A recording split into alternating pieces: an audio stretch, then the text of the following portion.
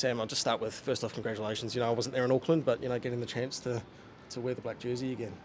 I'm sure there might have been moments where you might have questioned whether that was going to happen again, but to take the field again in Eden Park, what did that mean to you?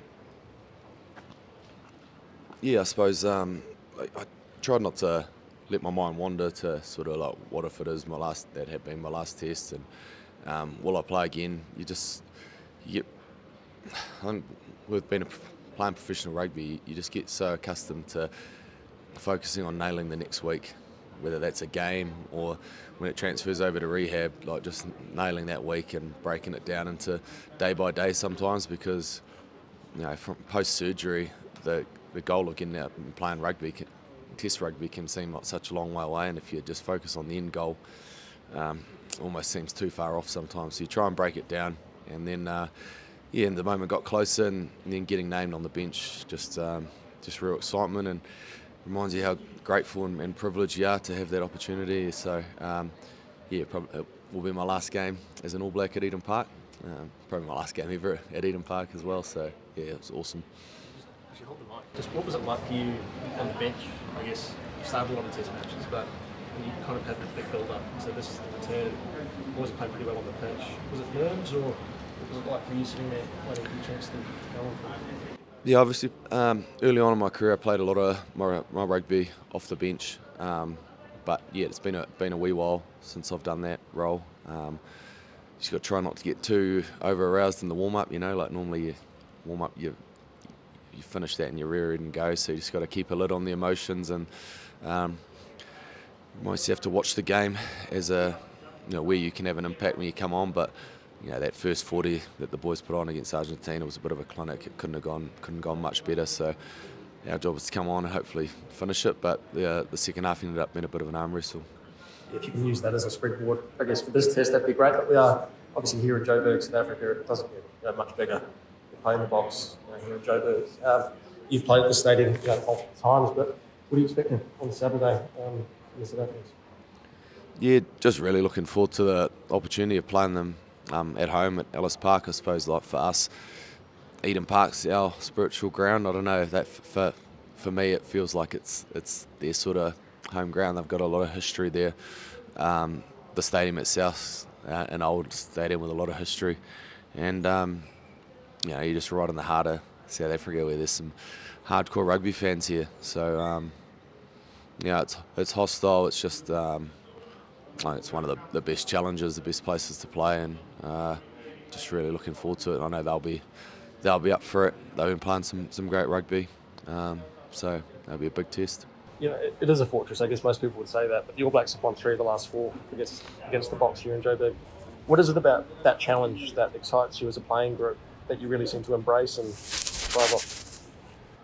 Yeah, I suppose like history's never an indicator of what's going to happen next. So, although that's a good stat to look back on, we've got to get it right again this week. So,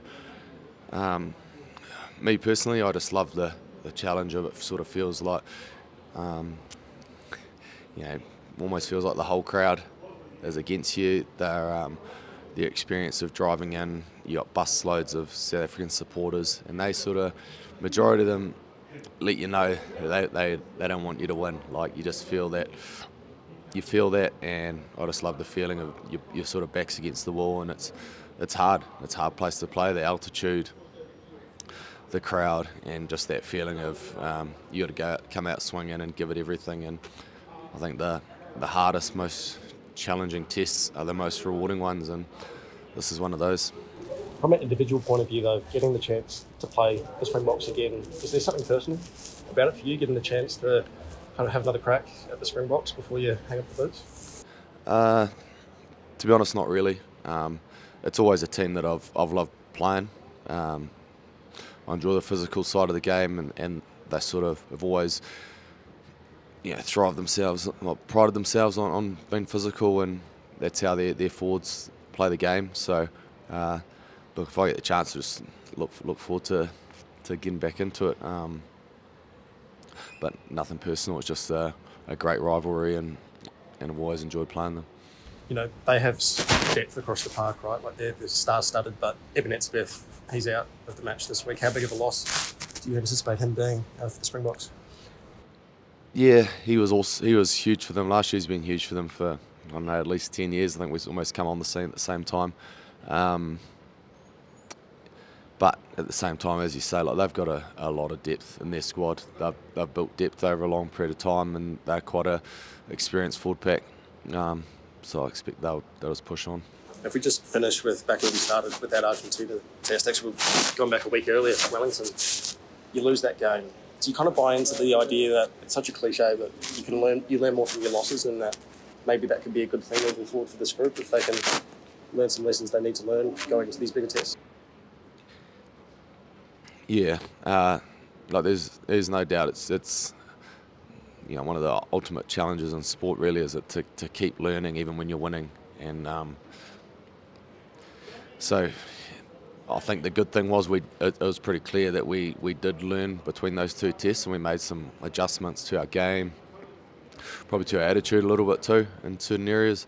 But what we put out at Eden Park, we'll have to go up another notch this week for sure.